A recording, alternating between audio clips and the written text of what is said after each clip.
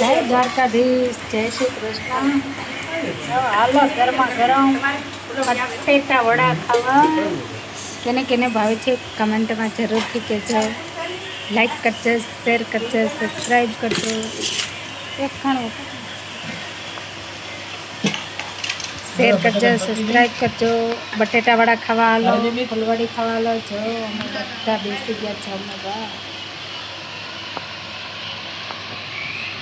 હા હા, બટેટા વડા જઈને ખાવાનું મન થઈ જાય છે. બટેટા વડા છે, પછી ફૂલવડી છે.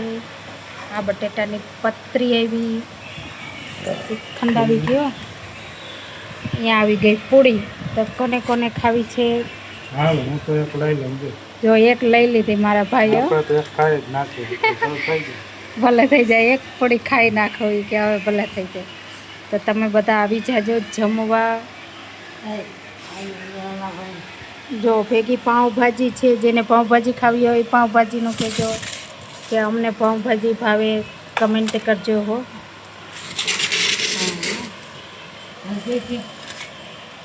પાઉંભાજી છે, જેને ખાવી હોય ખાવા આવી જજો. બટેટાવાળા છે તો અમારા માજી એને એક જ પાઉં ખાવું છે.